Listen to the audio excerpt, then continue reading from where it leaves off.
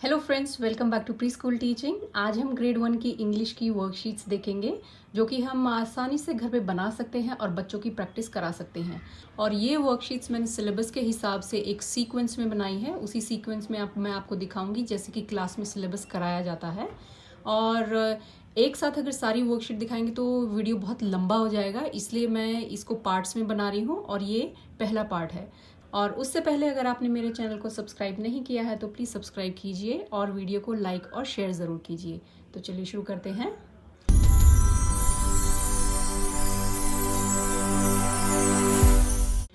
So number 1, बच्चे को alphabetical order सिखाया जाता है ग्रेड 1 में। जैसे कि ये एनिमल्स के नाम लिख दिए हैं, बर्ड्स के नाम लिख दिए हैं। अब बच्चे को इनको अल्फ़ाबेटिकल ऑर्डर में लिखना है।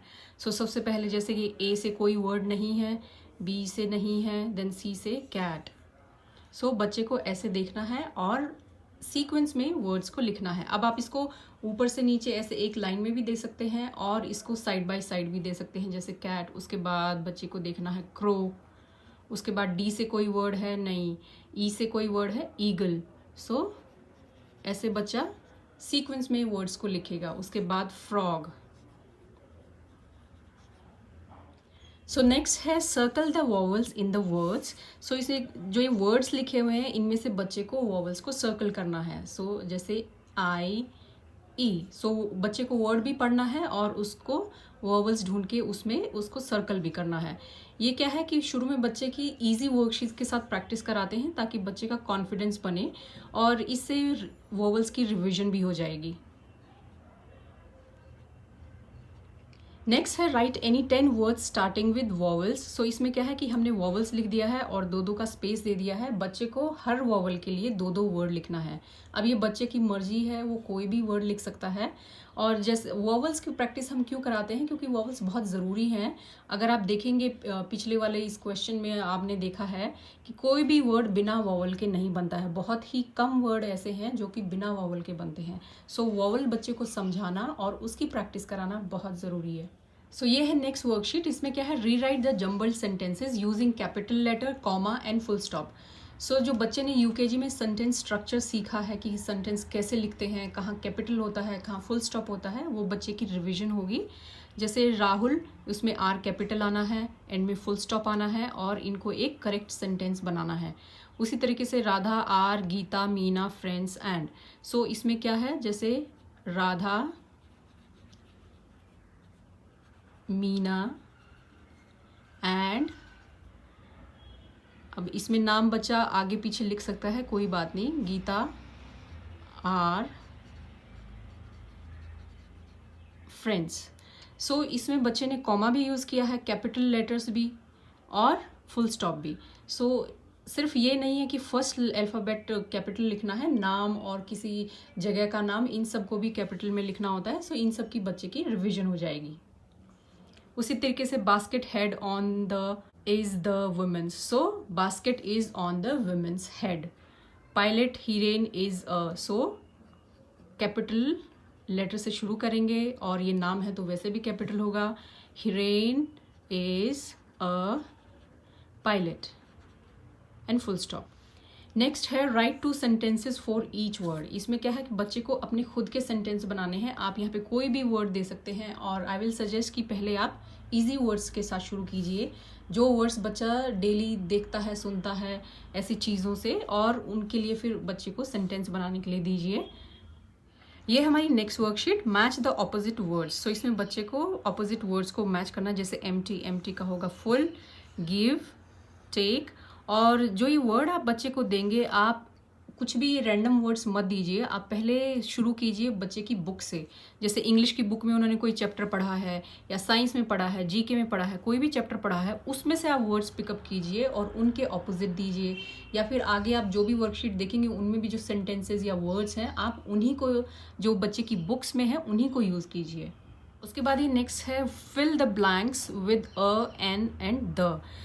आई वॉन्ट अ टॉय कार। बच्चे को यहाँ पे अ लिखना है। देन उसके बाद आप यहाँ पे आर्टिकल्स मत लिखिए, शुरू में बच्चे को सिर्फ अ एन अन द बताते हैं, धीरे धीरे towards the end of the year उनको पता चलता है कि इनको हम आर्टिकल्स भी बोलते हैं। इसी तरीके से नाउन्स है या फिर एडवर्ब्स हैं, इन सबको बच्चे को डायरेक्टली ये नाम्स इंट्रोड्यूस नहीं कराते हैं। So Tina is hungry and wants to eat an apple. इसके साथ अगर आप चाहें तो ऑप्शंस भी दे सकते हैं, जैसे आपने लिख दिया अ और आन, इसमें से बच्चे को चूज़ करके लिखना है। There is dash rose in a flower pot. So, look at the moon in the sky. So, इस तरीके से बच्चे को आर्टिकल्स इसमें फिल करने हैं a n on the. Next है circle the common names and underline the special names in the poem. So आप भी क्या कर सकते हैं कि डायरेक्टली सिर्फ सेंटेंस लिखने की बजाय बच्चे की बुक में से कोई पोएम पढ़ी है या फिर उसने कोई चैप्टर पढ़ा है, उसमें से 4-5 लाइन आप यहाँ लिख दीजिए और फिर उसमें से बच्चे को बोल सकते हैं इसमें से मेरे को कॉमन नेम्स बताइए या फिर स्पेशल नेम्स बताइए। जैसे यहाँ पे circle the common names. So Jane went in a plane. So plane क्या होगा? A common name. जेन क्या होगा? अ स्पेशल नेम, तो इसको हमने अंडरलाइन किया। स्पेन, स्पेन क्या है? एक स्पेशल नेम है। नेक्स्ट है fill the table by adding S to the words to show many. So हमने सिंगल यहाँ लिखे हैं और बच्चे को उसको प्लूरल बनाना है। सो वन और मैनी ही बच्चे को शुरू में समझाया जाता है, जैसे नोटबुक का हो जाएगा notebooks, farm farms, door doors. So वो सब बच्चे को यहाँ पे लिखना है।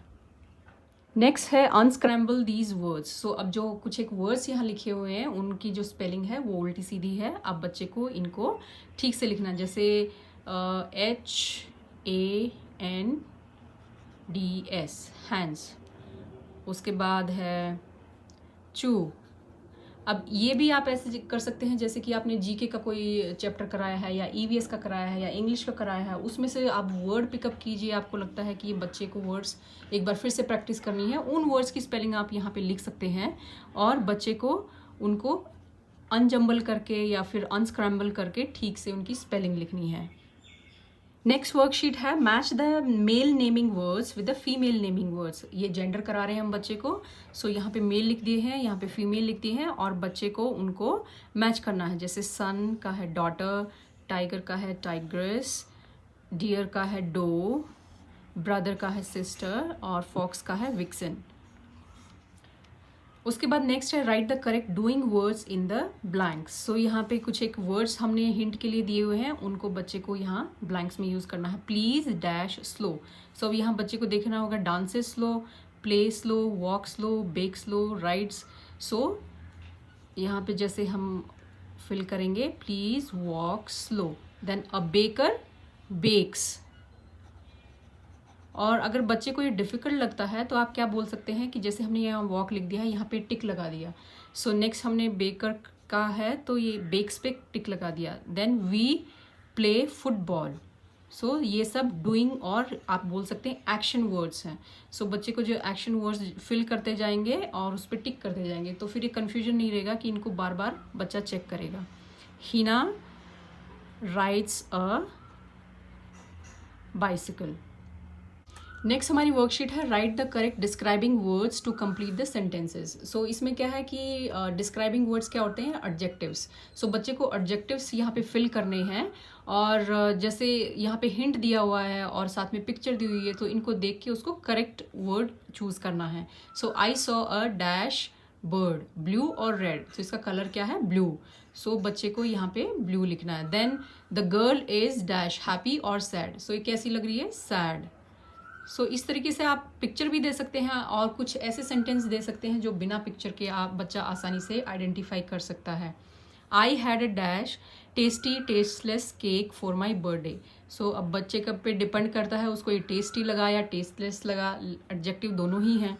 आई सॉ अ बिग और स्मॉल फिश इन द सी। सो यहाँ पे ये वेल बनाई हुई है, वेल बिग ही होती है तो बच्चा लिखेगा big. This monkey is very quite और नॉटी। सो बच्चे को अगेन यहाँ पे चूज़ करना है और लिखना है जो करेक्ट एडजेक्टिव यहाँ दिख रहा है। The monkey has a long और शॉर्ट टेल। सो मंकी की टेल क्या होती है? लॉन्ग होती है।